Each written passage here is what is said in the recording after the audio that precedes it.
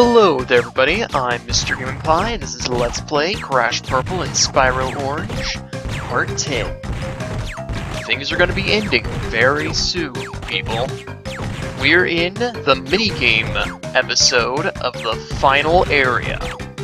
And our first minigame here is one of these minigames where you shoot tanks down. Not much new is going on over here, except I believe that tanks can appear further to the right than ever. Sometimes it's just not worth shooting tanks that far away. Alright, so obviously we have one of these minigames. It's gonna be really easy. Nothing's gonna go wrong at all. Just gonna absolutely destroy these guys. Or not. Gotcha there, didn't I? I put the outtake before the successful run. Also, you'll notice that the blue symbol lit up on the gate. Previously, I haven't been able to show that happening, because I've been showing the hard modes, and that only happens whenever we beat the easy mode for the first time. With that said, in this gameplay here, I'm going to be doing Spyro's easy mode minigames, because you don't have to do the hard mode minigames to get to the final boss. And there's one minigame in particular that I can barely do on easy, and I'm not even touching normal. So for once, you'll actually get to see what the easy difficulty looks like for some of these minigames. In any case, here we have one of Crash's hardest minigames in the game, the final polar minigame. There are a lot of these jumps that are pretty tough to make. We haven't reached the particularly difficult ones yet in this video here, but we will. Also, that jump that I just made over that little electrical flooring, that jump is hard. I have, like, I don't know, 4 outtakes related to that jump. I cut a couple of them out because a lot of them look exactly the same. But I believe that was actually the first time that I made that jump without getting hit. Not like ever I've made that jump without getting hit before, but whenever recording this, that was the first time. Also, you don't want to run jump over that assistant enemy, because you die. Also, I just began running there because I missed one of the boxes. And while I won't be doing the hard modes of Spyro's minigames, I will still be getting the gems for a Crash over here. Because, I don't know, they're more interesting. Like, you know, collecting every box in a level, that's an extra challenge. It's more interesting. Just doing the same minigame but harder? Not so much. But yeah, some mistakes I just kind of kept making over and over again.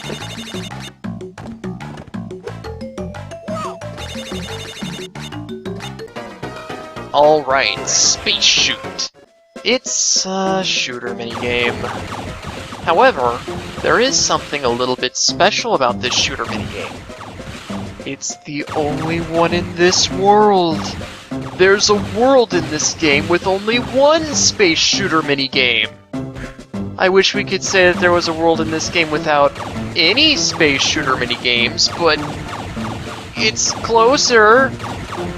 Yes. And you don't even have to do the different difficulties for this one either. So that's nice. Now on the harder difficulties, as I mentioned before, you do scroll faster, which can make a couple sections that we'll be seeing up ahead incredibly difficult. I mean, you have to almost be pixel perfect with some of this stuff eventually.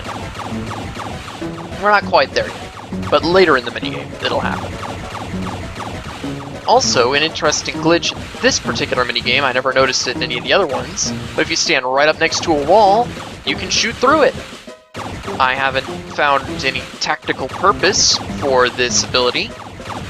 It was the first time that I ever noticed it, I think. Or maybe I have noticed it before, but I've just forgotten about it since then.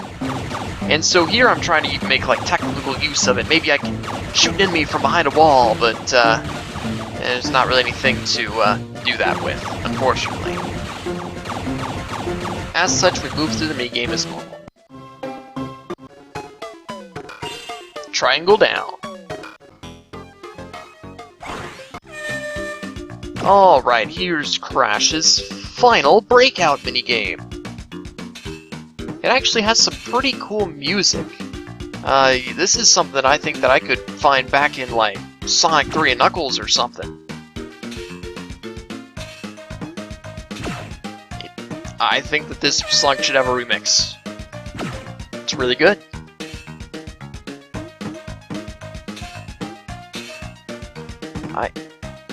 I want to say that each of Crash's minigames always use the same music. Like, if it's the same minigame, it'll have the same music, but I think I would have remembered this song if it was in his other Breakout minigames, because this thing is catchy. I don't know, maybe I've just been completely oblivious this entire time, I don't know. In any case, Crash's minigame here isn't really that tough, it's pretty simple. As are most of his minigames, whenever it comes to the Breakout games. Alright, are you ready for button mashing? Because that's all this is.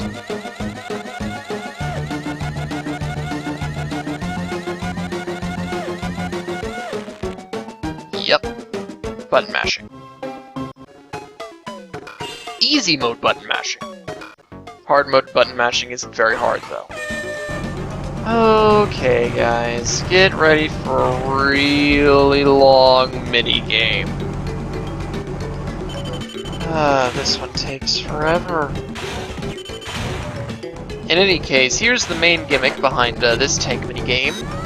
There are spotlights on the ground, and whenever Crash runs over one, the bombs drop down. This actually makes it easier than the tank minigame in the previous world, because in the previous world, the bombs would drop down at preset locations, but you didn't know what the preset locations were until they happened. So in this case, the spotlight actually allows you to become more aware of whenever you're being bombed. Otherwise, it's not really that difficult or anything. Also keep in mind that there are no Aku Aku boxes in the level. I just got hit right there, and I can't get hit again if I want to continue.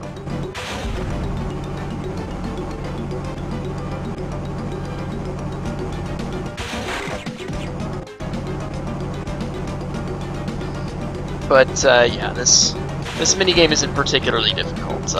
I did miss 2 boxes back at the beginning of the minigame that I'll have to go back for later. But, you know, you'll see where those are whenever we get to that. I really do like this little string of boxes right here. I think that they're pretty cool.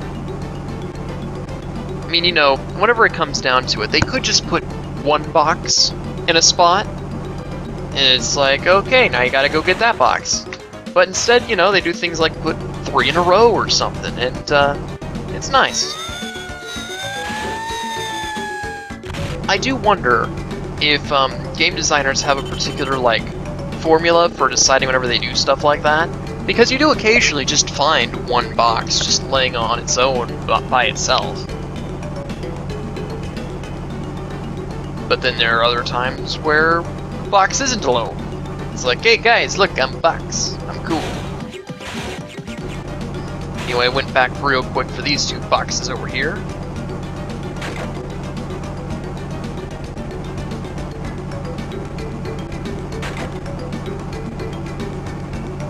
The tank is so slow. Now I could take the bottom path here and go past the spotlight without ever potentially seeing me, but what fun would that be?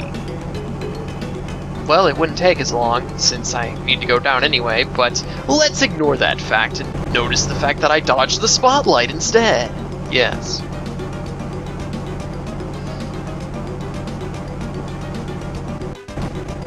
Alright, this tank minigame is almost done. If you've gotten all the boxes so far, the gem will appear right around here whenever you destroy that box down there. But we missed 2 of the boxes, so let's go back. Alright, this is back at the beginning of the level. Like, the very beginning of the level. I started right where I started at the beginning. And there are 2 nitro boxes right there.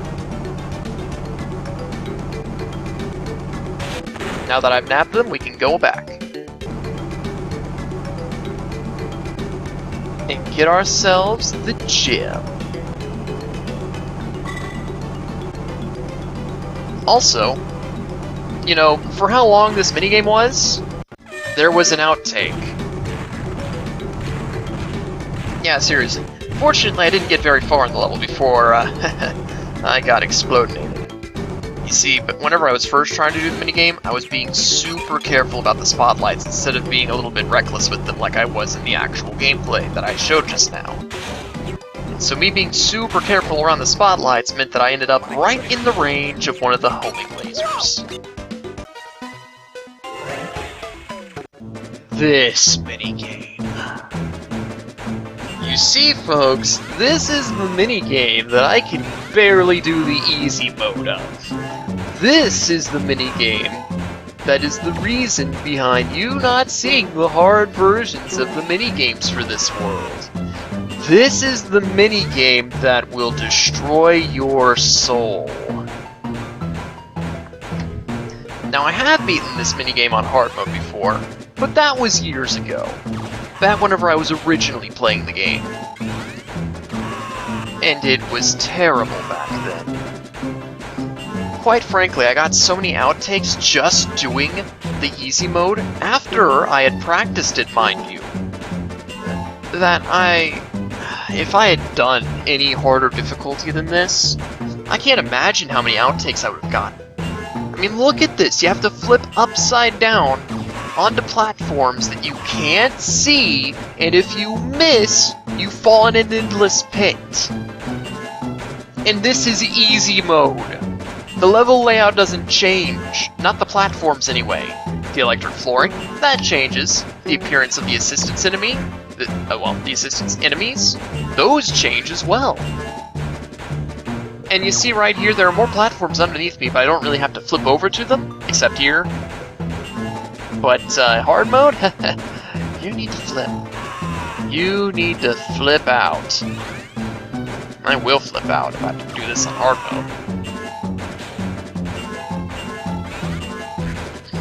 But yeah, some of this stuff is just insane. Electric flooring, you can't see where it is, you just have to guess. Or memorize the level. And this isn't like some short little minigame either, this has been a pretty long minigame. Alright, time to watch me completely screw everything up. Now I guess, well, you see me falling into those pits here, it's kind of interesting to note that this final area, it's outer space, it's very technology-based. There are very few Riptocs. I can only remember seeing like a couple in Crash's second bonus game, and like the ones in the Breakout minigames, and then the one in the Tug of War minigame with Spyro. Oh yeah, I guess he also knocks some off the platforms in that minigame too. But all in all, the assistant enemy, both in the hub world and in the minigames themselves, are definitely more frequent. And with the technology theme, this really feels like more of Cortex's base than Cortex and Ripto's base. Like, I don't know, maybe Ripto has some sort of space, like, association as well, but last time I checked, he was a magic. Not saying that characters can't be both, it's generally not heard of. Alright, so this minigame, I was expecting to have like 80 outtakes here, because in my practice run, it was basically tied with the Polar minigame as just, like, incredibly difficult, especially if you're getting all the boxes. Like, if you're not trying to get all the boxes, this minigame's kind of hard, but it's not that bad. So whenever you're trying to get all the boxes, the things just go crazy. Because, you know, normal gamer instincts tell you, oh yeah, you gotta go down the path with the little electric wall thing, that's the right way to go. And you know what, sometimes it is the right way to go. Other times, it isn't. Other times, you need to go the way that doesn't have the electric path. Like here. If you went down the electric path, you'd have to go up through that nitro box. And there aren't any Aku Aku boxes, so if you get hit, you only get one more hit to go. You can shoot between many of these platforms, so that's helpful. Also, I seem to always get hit by that nitro box, and that's what really messed me up a lot in practice, is I would come to that spot, I would have gotten hit by something else in the level, and then I would have gotten exploded by that nitro box because I had to break it, and it didn't work. Now, of all the minigames that I did expect to get outtakes for, this is probably one of the last ones that I would expect, because this is Spyro's easy breakout minigame. See how slow the ball is moving here? I got outtakes on it. I'm not really sure how, to be quite honest. I think I was just not paying attention, because, like, you see the ball at this speed, it's not going anywhere. Then again, I guess I was listening to Austin and I's Super Mario Sunshine Versus while making the recording for the video, so... Well, while recording the video portion of this video anyway. So that might be why I missed a couple of the balls occasionally. But yeah, check out those skills where I was blasting the ball between the shield Riptocs so that it would actually defeat them. That's pretty hard. But yeah, here we get to see me just not paying attention. Now keep in mind, on the hardest difficulty, if your ball hits an enemy that's right up at the front, you're probably not going to see the ball again. It's probably the end for you. So that final area there is very difficult because of that.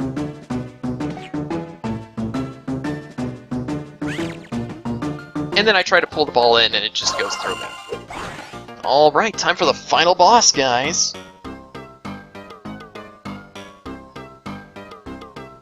Ah, yeah. Some final words between the heroes and the villains. Alright, so what kind of crazy combo moves do they unleash? A spaceship. That's only piloted by one of them. Yeah, that's Crash's boss battle right there. The first two forms are extremely easy, no problem. This last form, you have to destroy the 3 segments on each of these arms. The closest ones to the machine are easy, and the ones on the outside are pretty easy too, because you can just hit them anytime. But the ones right behind those little energy, like, blade things, those are pretty hard to hit. You can pretty much only hit them whenever they are attacking you. Also, notice in the bottom right corner, Crash has 4 hits. He's not relying on Aku Aku this time to protect him. And then once you defeat the arms, that body, whenever they shoot it at you, that also hurts you. Now let's see what cutscene Spyro has. None. Spyro doesn't get a cutscene. He just... the boss battle just begins. The boss battle is essentially the same. There's still a time limit, the boss pretty much acts the same, except his punches seem to home in a little bit more on Spyro than they do on Crash, so it's harder as Spyro, kinda? Oh yeah, he also does this move, so yeah, it's harder on Spyro. Spyro, of course, has the same number of hits as 4. It's just Spyro continues to use Sparks, because Sparks always gives him 4 hits. And, yeah, then the body comes at you again. So here's Crash's ending cutscene.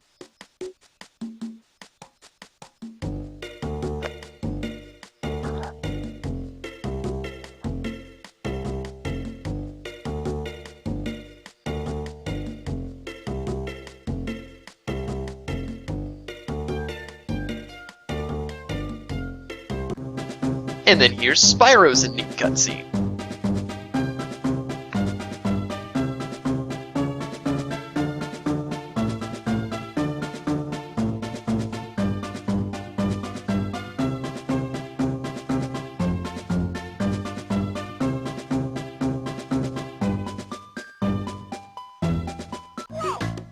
And then this is Crash's credits. I won't be showing Spyro's credits, because it's the same credits.